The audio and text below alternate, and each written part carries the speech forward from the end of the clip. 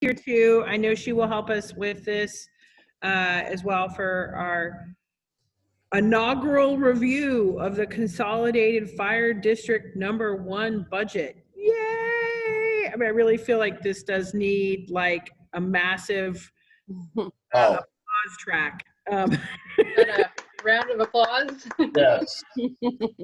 Trust me, if the bars weren't shut down this weekend. Me and Mike would be there. Oh, Yeah. The drinking lamps lit in my driveway. Like, you know, we've talked about this a little bit as we've set up the district, but like, this is a huge thing. This is an initiative that has percolated and had stops and starts over decades. And so the fact that we're here, you know, yes, it's not every district in the county, but still the fact that we're here is a tremendous step forward. And it really is a large result of the work of, like, particularly, I mean, Chief Baxter for his leadership to bring together people who are interested in making this change. And then to have it, I've never seen a fire district creation go so smoothly, honestly. They generally can be somewhat difficult. So this is exciting. Yeah. So what you have in front of you is their first budget.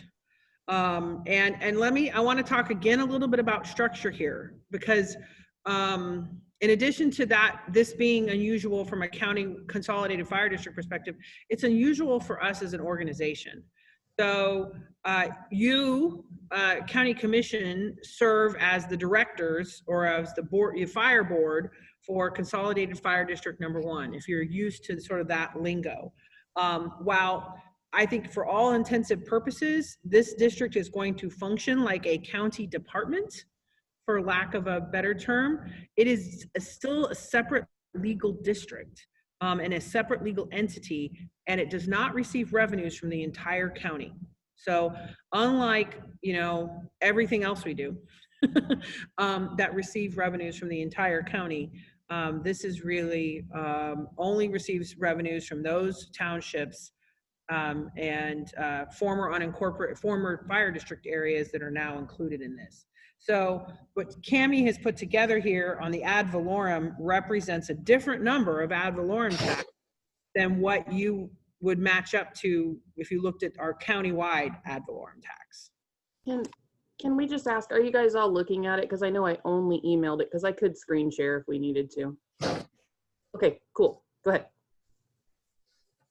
So I'm sorry, I have to go back and forth, which is kind of tough for me. If we could screen share, that would.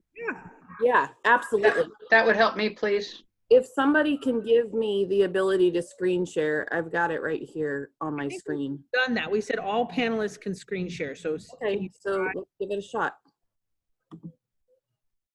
You sure did. Good job. Okay, so it should be there. Coming up. Ta-da!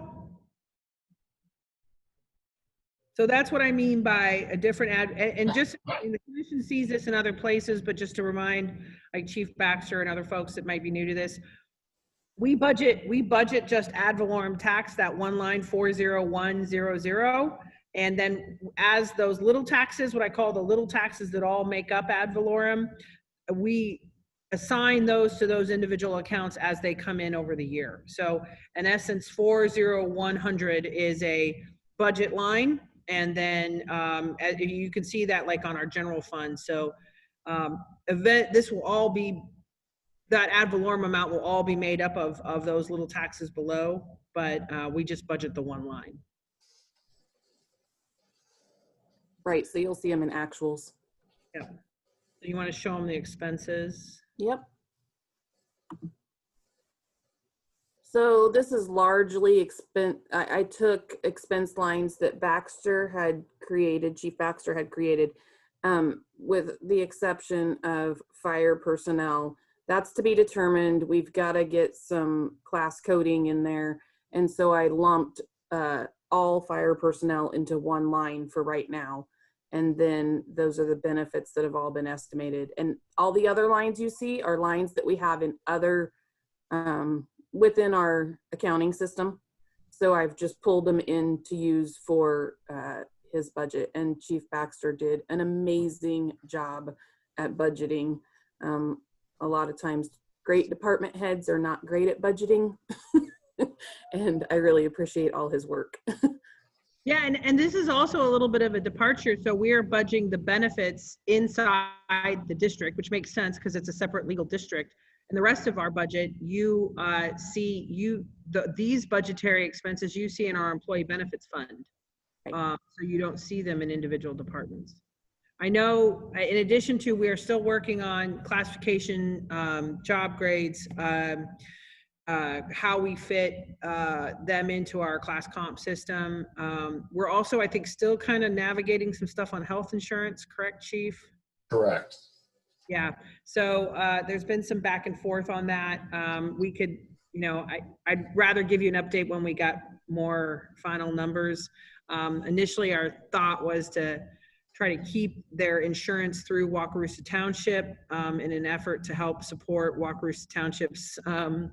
It was a little cheaper, but it may not work out that way, so they may end up on county insurance. And I know, go ahead. Sarah, just for your knowledge and everybody else's, is that health insurance line, that is based upon right now county health insurance. Right. So if anything, it'd be different, but in a good way. And I know Marnie, I think I saw her as an attendee. We have added Marnie Penrod from the county clerk's office and payroll and accounts payable to our internal team working on this effort, because now that we have the district formally created and now we have a budget, and then Cammie's going to have state budget forms. Now begins the monumental process of how do we integrate them into the county. And Chief brings with him hundreds of volunteers that are also paid slightly. So this will have an impact on our payroll system, and I really appreciate the flexibility of the clerk's office to help us work through some of these issues. It's going to work similar to how we've done like on-call pay, hopefully like how we've done on-call pay for emergency management volunteers, but this is a whole new level and there's a whole lot more folks involved. So I really appreciate Marty joining our team, and I know we've got a lot of stuff to really work through. So in many ways, this budget has a lot of approximations in it, and our hope is really to have everything really worked out, work now pretty heavily between now, July 1st through October is really when we want a lot of this stuff done from an internal payroll perspective. Just as we approach the end of the year, our goal is to try to get a lot of this stuff moving forward. So you're going to see a lot of lines in there, real similar to lines that you see at the rest of the county. Chief's got a lot of lease purchase payments under capital, which really are tied into, yeah, look at him shake his head. Lease purchase arrangements for fire equipment. And really that's how most small districts have to support their fire, is through kind of lease purchase agreements. And he has inherited a whole stack of them. Will we be able to help out? I mean, will our situation be able to help out with that in the future so he doesn't have to do those lease purchase agreements? Yeah, and I think this is something that as we continue to get, I feel like this is like baby steps through the process. That's something I would really like to continue to talk to you all about. I want to be respectful of the fact that this district does not have countywide tax dollars, but I also want it to be as efficient as possible and provide them with some assistance to make things a little better. So I think is something that we can talk through. And remember here, like we're going to talk about RIT next, the Rapid Intervention Team. Our county general fund has supported a number of operations that support this district. And that's still something we're working through. That payment of the volunteers for EMS came from the county general fund. We cover their liability insurance. We also, Rit will assist this team. In the past, radio purchases, and I know some of those kind of larger capital purchases have been some things that the county general fund has helped support. So, yeah, I think those are things we can definitely work through as we get more used to how do we operate this district. But trying to stay, I know I really appreciate Cammie and Chief's diligence here to stay inside our mill levy target of 5.5 mils. We really feel like that's helpful to be able to have that transparency with the townships and districts that joined the consolidated one. Sarah, I think you just answered the question I was going to ask, but I want to make sure that we are confirming that. We made a really big promise to folks in those townships that this effort would, as much as humanly possible, keep the mill levy flat and keep all of the services as good, if not better. And so that you have accomplished that. This is all within, they will not see a tax increase because of this consolidation. Correct. This budget is a 5.5 mil budget. I'm not going to say it's not tight in some places. Right. And that we have some, but we feel pretty confident that we're okay here for now. Yeah. As you can see, like there's no transfer to equipment reserve. So like these are things that, we would want to do as an organization to help, we would do that internally for our own departments to be putting money for capital. So we're not quite there yet. So I do think it's a question of what I'm still trying to get a handle on is, what our support is in other funds and how we get that over here to be able to support this function, or does it just stay there and get paid out of both places? So there's still lots of logistics. Yeah. Working out through this. Well, I just want to acknowledge though that this was tough to do, tough from start to finish, but that promise was honored in this process, and we are at the right place right now with this new service. And I just want to say thanks to you and my Chief Baxter and everybody for helping us keep that promise. This was a crucial part of the working with the public to bring this, to a happy ending. So I'm really think we owe you guys a great debt of gratitude for that. And Commissioner Thelman and the others, the tough thing about this budget was there's a lot of unknowns. So when I say that, we're taking a roster of what typically is 20 to 30 volunteers, and now we're bringing 100 volunteers in. And then, travel and fuel expenses, not everybody calculated on an annual basis fuel expenses because their budgets were a general fund budget, a single line item, and then internally they kind of broke those down. And so when we're trying to go back and say, how much did this division use in fuel, the numbers aren't quite there because it's like, okay, was that really a dump truck that used 50 gallons or was it a fire apparatus that used 50 gallons? And so we're trying to massage it. And so some areas, we may be a little high in a line item because it's a guesstimate. I'm putting like worst case scenario in there. And that's why I feel, extremely comfortable that the 5.5, and as Sarah said, we did inherit a lot of lease purchase money. I have probably close to $200,000 in lease purchase stuff that's coming out of this budget. but what I can say is that that is the benefit we believe in this fire district is we're not buying for 5 individual departments no more.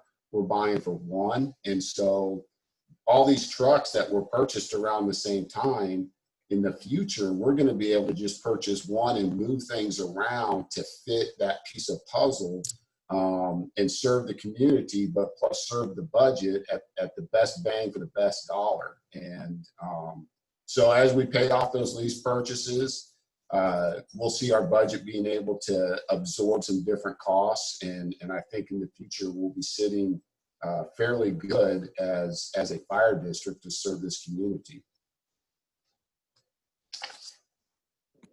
That's good. Thanks so much for that. That's a helpful look into the weeds there. I appreciate it. And Sure. appreciate all your work on this.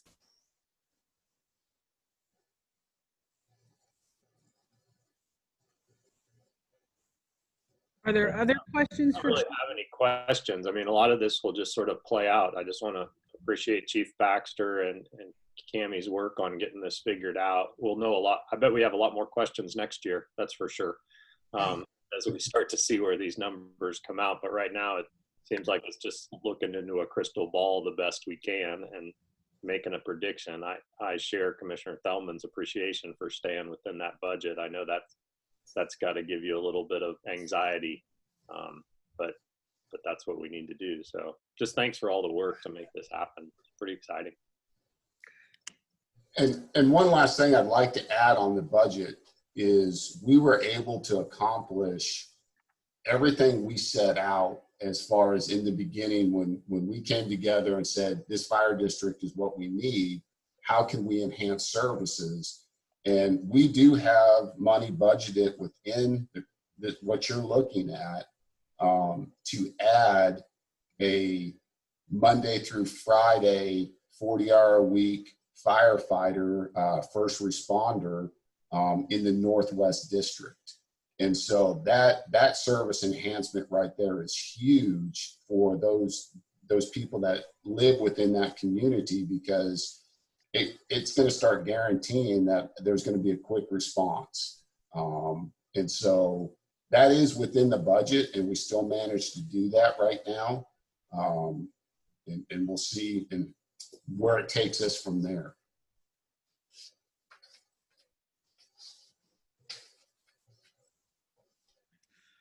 If they're, Chief, do you know, is Dennis going to join us for Rit? Was he planning on?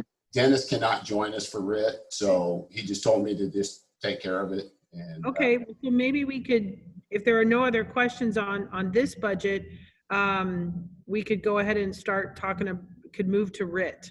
Sure. And that, commissioners, is on page 58 and 59. And 58 shows the,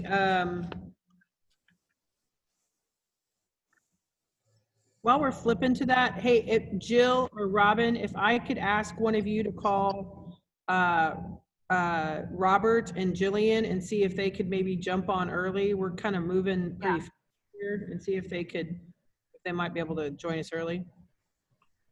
Rit's budget is a one-page document on page 59, but the title of it is on the bottom of 58 with the first responders.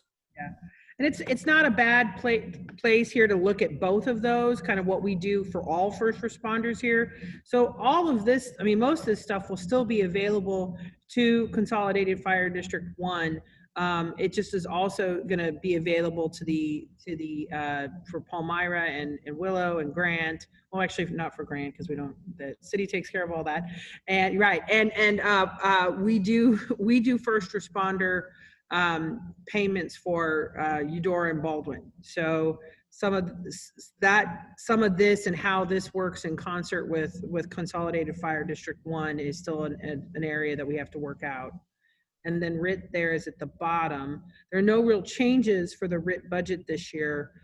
Really, I want to point out that while we budget line items for the Rit team on this, really what is helpful here is if the team doesn't spend the money, it is moved to equipment reserve. And as you can see, like from the 2019 actuals, so line on page 59, line 92020, in the 2019 actuals, we moved $18,000 to their equipment reserve, so that we have that ability to pay for equipment for that team as we move forward here.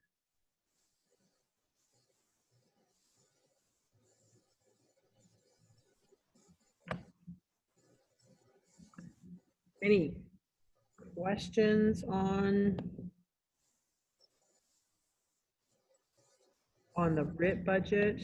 There are no requests this year for additional vehicles or equipment, so that's going to be really helpful. It was helpful to help us manage staying inside our existing budget in this fund, these departments. Is there any chance that, I mean, I'm not pushing for it either way. I'm just curious if that gets absorbed into Fire District 1 eventually, and we won't have a separate budget for Rit? I mean, it's something I'd like to talk about with Chief, and I think a lot of it will depend on, you know, how the relationships with other districts go, and then that could be a transfer from our budget to the consolidated fire district budget, so that it could just be operated out of there. You know, it's important to remember here, like Willow Springs Township, Clarion Springs EMS will be absorbed into consolidated fire district 1. So yeah, I mean, Chief, what do you think about that? Yeah, I think what Commissioner Kelly is saying, it makes sense. And we kind of do it now. So, I mean, for the most part, myself and Dennis, we manage the RIC program. Everything is housed here at my station. We train at my station. And so we still provide all of those services anywhere we're called to. You know, it don't matter. I don't care where you call from, we're coming. So, you know, it only makes sense. And I think it's kind of like the Clarion Springs EMS. It's going to help clean up your budget, and the number of maybe papers that you have to print out. But and Sarah and I have talked about it, and we'll continue those conversations, and then hopefully within maybe next budget cycle, and maybe not, we can have a solution for you.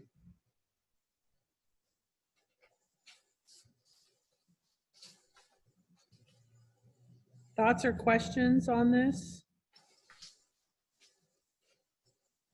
Sometimes you go through these, it makes me think about things that we didn't necessarily highlight, but first responders is one of those budgets that we don't specifically schedule. So this is one. I also could talk to you a little bit about Coroner there's not a whole lot of great news there. If you want to hear about Coroner, while we're maybe waiting for Robert to get on, I could kind of talk to you a little bit about Coroner. We didn't schedule a specific time for it, but it fits in well with emergency services. So the Coroner budget is on, where do I put that, Cami? Oh yeah, page 52. So we continue to have a relationship with, so Coroner really entails two things. One, what we pay to Frontier Forensics, which is the coroner services that we pay for out of Kansas City, Kansas. And then our payment to the City of Lawrence, LDCFM, to do what we call coroner scene investigation. So it's two pieces. Any unattended death in Kansas, so anyone that dies in their home or any sort of suspicious circumstances, has to be reviewed by the coroner. So, and the first people that show up there, if the paramedics show up and the person it was an unattended death, the coroner scene investigation team from LDCFM shows up on that scene first and does the initial assessment and paperwork and processing of that person. As the commission knows, this particular service from LDCFM is something that the City of Lawrence really just does not feel is inside their mission to help support this work. I it has been a project on my list that, boy, if, we didn't have a pandemic and about 5 other things, I really wanted to talk about this year,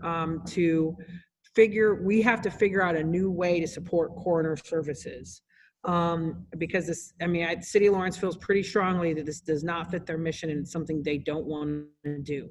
It doesn't really fit anywhere. And I really believe in this situation with a lot of things with coroner and coroner scene work, it's like Goldilocks and the 3 bears for me. We are too big to just call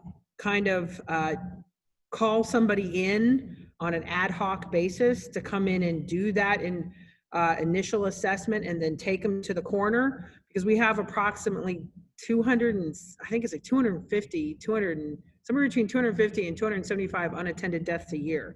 So if we were going to pay an on-call rate from Kansas City for somebody to come in, our cost would be substantially higher. So we're too big for that, but we're too small to necessarily support having our own coroner and our own coroner scene, and having just employing that team here in locally, and then having it run out of here. So if the City of Lawrence doesn't want to perform that service anymore, we're going to have to find some way to support that work. Really, Frontier Forensics doesn't really offer that service for someone as far away as we are from Kansas City, Kansas. And remember, this is all hours of the night and day, weekends, holidays. So it's not a great service to staff. We have an arrangement now with Frontier Forensics. They did increase their rates a little bit. You're going to see that represented online. So if you're on page 52, line 61025, I don't know, Cammy, you don't probably have that one close. I was like, you could put it up there. And facility fees, which are flat, but we did increase the coroner services amount. Our budget for 2020 was $68,200, and we increased it to $110,200. Based off of where we think this is going, that's kind of where we think we're going to be. My hope, I think there are 2 potential options when it comes to how do we resolve this dilemma as to where we're going to be. One, Johnson County has opened up a new medical examiner's office and has staffed that. I'd like to have some conversations with them if they'd be interested in a contract for some of that work, both for coroner services and perhaps even coroner scene work. But again, they may not want to have people come into Lawrence all hours of the night and day to do that work, but they might be able to, we might have a better price in essence on coroner services if we use them, that could help support coroner scene work.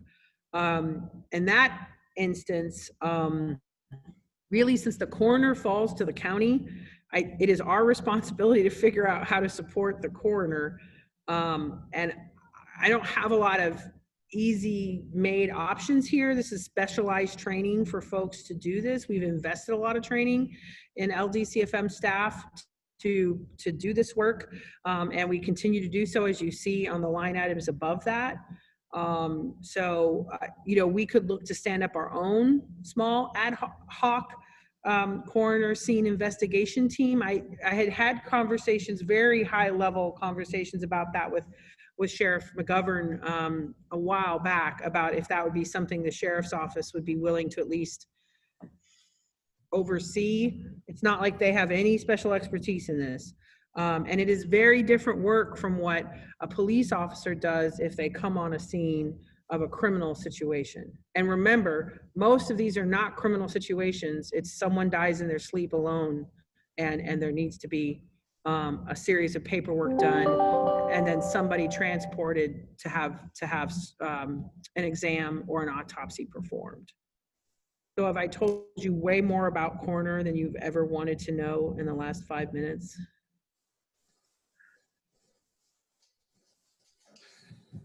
I actually know that, but I am a little worried. We're going to have to, this is something on our immediate sort of, immediate to midterm range that we're going to have to figure out how to solve and how to staff and maintain.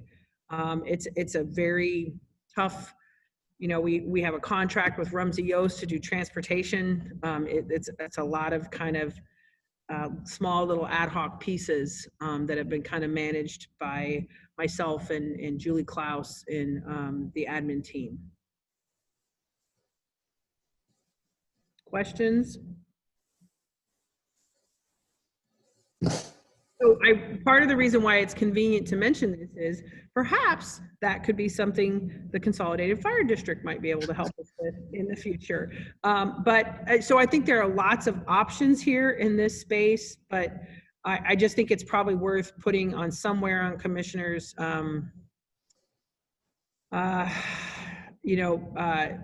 planting that seed somewhere in your head that you're going to hear us talking about this in the future.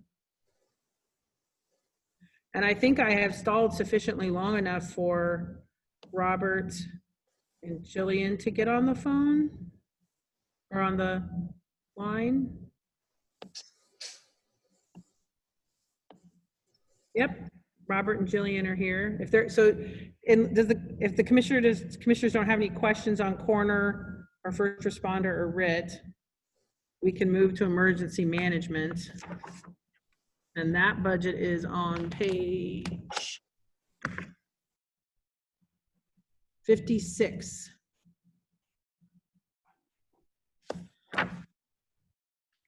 So not too far away from where you were. Robert and Jillian, thanks for joining us a little early. We like it when we're moving ahead of schedule.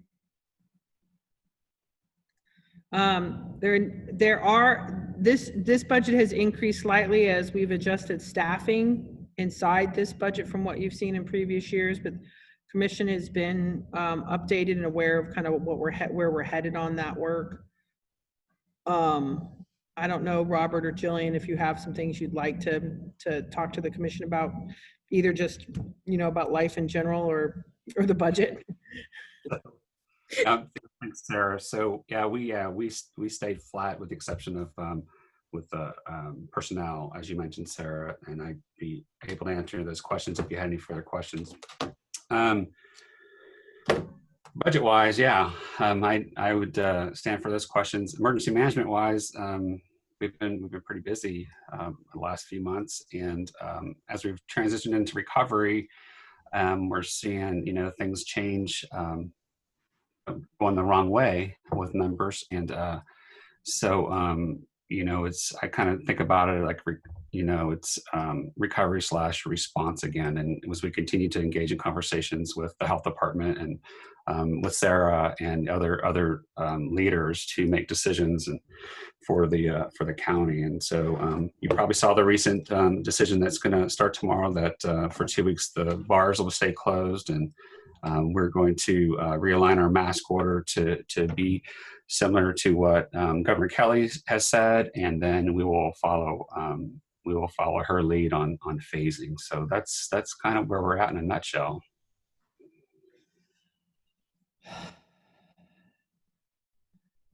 I would say, Robert, you've told me one of the things we talked to the commissioners about when we were going through, I don't know, the tornado, maybe,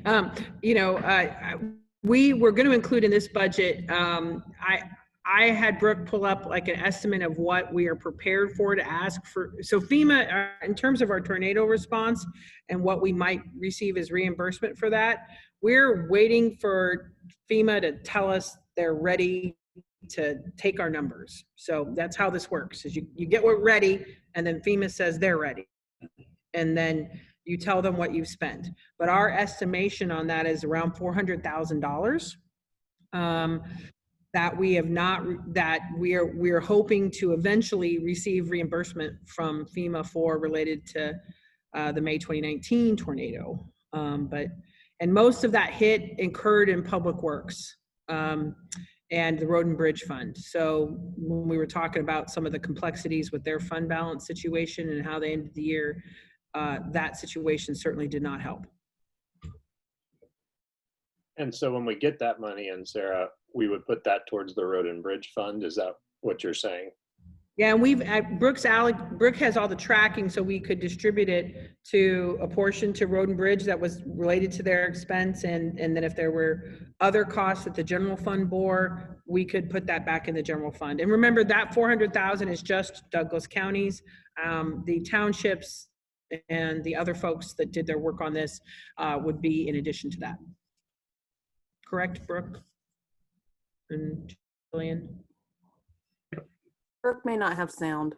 I mean, That's correct. This is Brooke. good. You know, I think it goes beyond saying for me right now how grateful I am for this team. This is a year I don't ever really want to repeat from last May to where we are now.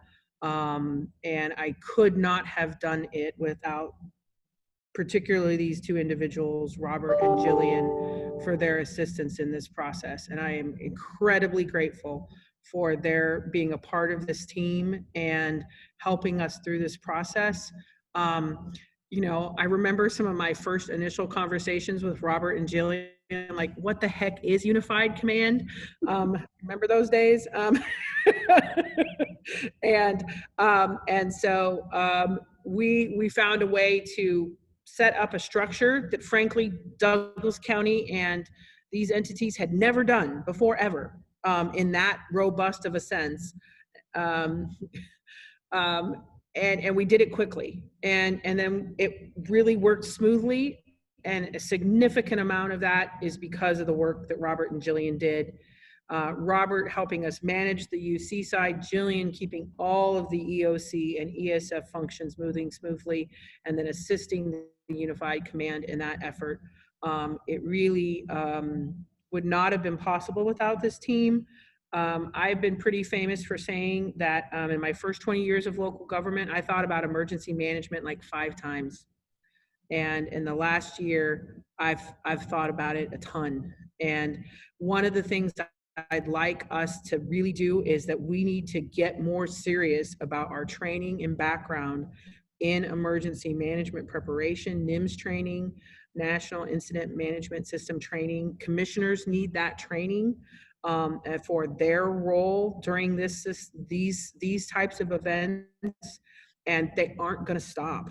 And we're going to just have more and more of them. And I really feel like this is a significant opportunity for us as an organization to become better prepared and to really follow their advice and to highlight and uplift the role of emergency management in our community and in our organization. And we've already done that. And I think like this is you know, we didn't really talk about it with the commission much, but Jill did some work with Jillian and Robert to up our procedures internally on evacuations and threats and fire. And so like, I want to acknowledge that that's something that this organization hasn't had.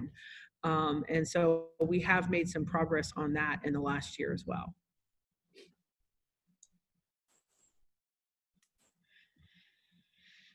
Anybody else? I just want to echo what Sarah said. For all the time I've been on the commission, honestly, you know, the first quite a bit of those first years really were a matter of just knowing that our emergency management team was there and ready to go. And then, yeah, these last few years, I mean, from floods to tornadoes to a global pandemic. And then all the kind of realization that climate change disasters are here. They're not just some future nightmare, but they're here. And I really do truly appreciate all the readiness that's in your department to help us through these times. And I just had one request, and I know this is more of a Unified Command team request, and all the folks who are working on this COVID moment. And it has to do particularly around the public's perception of the mask wearing, the mask mandate. I know we're switching to the governor's guidance on that. But I don't know about the other commissioners, but I'm getting tons of emails, phone calls, pressure to do away with the mask mandate, which on different understandings of personal freedoms. But alongside that, I also know from meetings with our regular meetings with our superintendents as they're trying to get their plans in place for opening up the schools, there's a real sense that a public education effort to reinforce the need, the benefit of mask wearing would be helpful. I mean, we've been doing that. It's not that there hasn't been an effort, but we may need to reinforce the message even more as schools are going to be opening up and all. So whatever you all can do to help Dr. Marcelino and the public health department and anyone else figure out kind of a unified message around mask wearing so that we can all be kind of one voice in that, I think at least it would be an attempt to help folks understand a little more. So that's all I suggest. Thank you. And so that is definitely on our radar. Jillian's deeper into social media than I am, and she came up with she saw a post here recently that counteracted all the effort for mask wearing, and immediately engaged the public information officer, Carrie, and so yeah, it's on our radar, and we'll continue to move down that path. Yeah, and Sorry, Sarah, go ahead. oh, well, what I was going to say is that, so even though we're not in unified command, that public information team that, Jillian participates in, Carrie participates in with George Diepenbrock and others, that group still has conversations, still talks. And, we do try to talk about how we're going to do that. As we roll out CARES Act funding, I've got lots of ideas for how we modify our Coronavirus Hub website. Boy, oh boy, Carrie, you just wait. It's going to be fun. To really highlight that piece of this too. And we really just new ways to get it out, new groups to get it out to. I oftentimes have heard those kinds of things, and then I go back and scroll through public health social media page, and I find one they did 2 days ago on that. And then, so I do think some of that is just going to be, we're just going to have to reshare some of the same information we've been trying to share all along. But really, the CDC guidance on masks is really getting pretty incredible on its value. And we're learning so much from what we started in March for how this disease is transmitted. We've already learned a ton. And I'm really hopeful that by the time students get back, and then by fall, we will know even more. And Sarah, to add, since I can see Carrie is muted, on that call for Commissioner Thelman, they were looking for some new resources. NPR had a really good one, and there was another article that came out, and I think they might be working with that group of PIOs to even create a new video utilizing, they've done a really great job. They learned a lot since particularly the tornado and how they leverage each other's skills. So I believe they're getting some assistance with the PIO from the chamber for building a video specifically to highlight why and to help bring that message forward a little bit more in a different way, and finding those new resources. And so that was one of the things that we took away from that last meeting. So I really appreciate them leaning in to assist me, because there are a lot of things I'm not exactly sure how to respond to. So they've been really great. That's really good to hear. That's exactly what I was hoping for, is that we have some great professional communications folks, but it's just such a huge issue and very time sensitive. And there's just so much out there that, waves of misinformation and kind of politically charged stuff. And I don't know how you get past that, but just anything that's visual and accessible and even can speak to the kids part in it, families and kids. Anything would be appreciated. So thanks so much, Jillian, for your work on that. We are also talking about a kind of what I would call like contact tracing 101, because I think there's a lot of just people just don't know what's engaged with it, and like they've never had to spend time thinking about it, and you know, kind of what happens, and if you know you hear someone's been exposed, like what should you be prepared for, and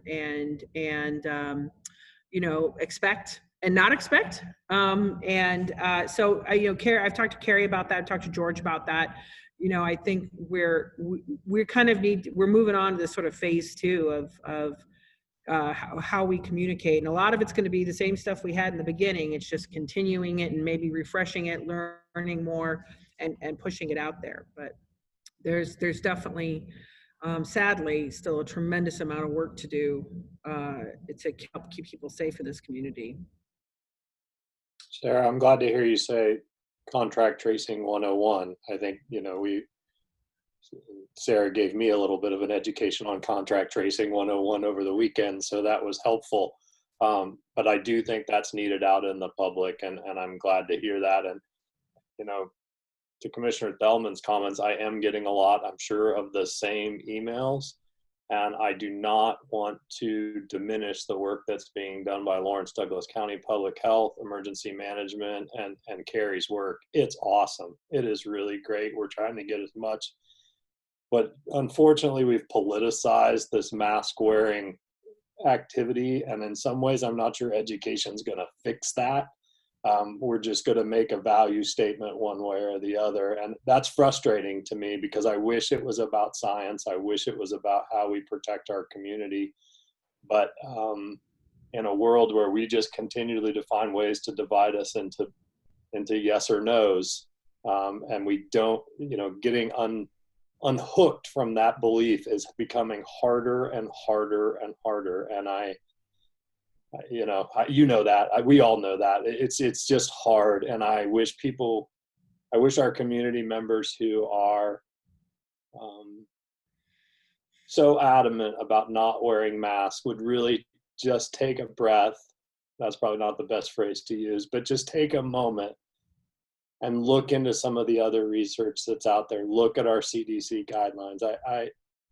It's just frustrating to me. It's just really hard. We're trying to protect our community, and I understand personal freedoms, but you know, we got to weigh that against the health and safety of our community. I appreciate the work that Jillian and Robert and Carrie and this whole unified command team is doing. You know, some of these there's loss involved with the pandemic. Let's just get right to it. And if that loss is that you have to wear a mask every day, come on now. I mean, just wear the mask.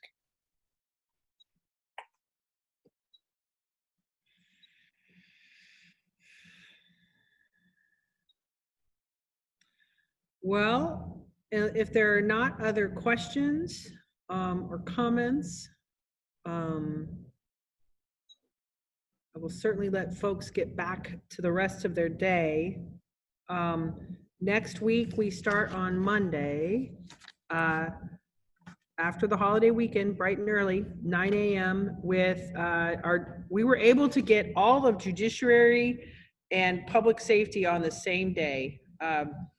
Another silver lining of a less busy court system right now. So we'll start with the district court and the district attorney at 9, and sheriff's office budget, and then we'll bring Pam back to continue to talk about criminal justice services, since we just got a small conversation with her about youth services yesterday.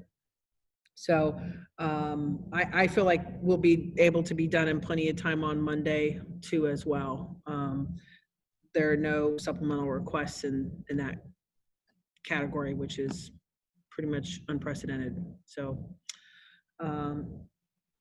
do commissioners need anything before the weekend in terms of budget preparation, or is there, if there's anything you need in terms of your review of this, just let us know. So Sarah, quick question. So, after Monday's hearing, then we're scheduled for Tuesday. I'm just trying to get a sense of the rest of then we have Tuesday, and then after that, starting on Wednesday morning, we begin our sharing of our thoughts on, and we have a couple of days after that in case we need several days of deliberation, right? Correct. So Right. today is BHLC and historical societies.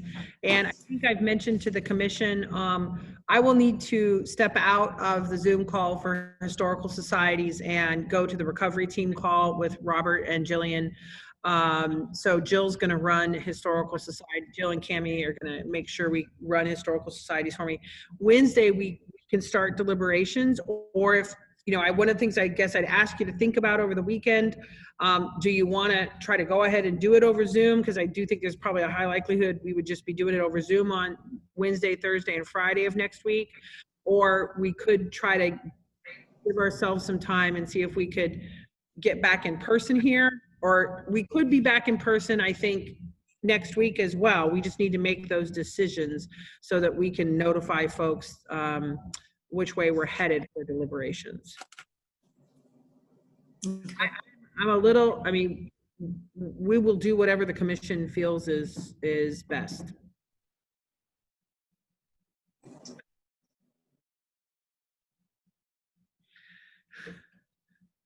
Well, if there's nothing else for today, thank you guys for all your work this week. It's been intense. And in lots of ways, not just with budget. And so I want to thank the commission for their time and attention in this process, and we'll have a good holiday weekend, and we'll see you. Eric, can I interrupt you real quick? Because I did think of something. With the change to the LDCFM budget, is there any chance you could give us an updated options sheet? Because that will that has an impact on our overall bottom line, doesn't it? It certainly does. Yeah. I've been updating the impact sheet. When do you want that distributed, Sarah? Do you want it before Monday? I mean, I've updated it as I've gone, so you're not putting extra pressure on me. I could get it out this afternoon, so. That'd be great then, Cammie. I would also be curious, at least before deliberations, my assumption is that's going to impact like fund balance in the general fund. Well, and it depends on what the commission does with that extra money, but or that extra funding that was allocated towards LDCFM, but changed with their change of the 10 positions. For right now, just because I have no direction, I've gotten it put into the non-appropriated for you to make the decision. But I've also got it laid out how much it is and how that looks. So I can send that through to Sarah and make sure that I'm sending you guys what you're looking for, and then I can get it out to everybody. That'd be great. Thank you. All right. Well, we'll get that to you, and then we'll see you all on Monday. Great. Thank you. Have a good weekend, everybody. Happy holiday.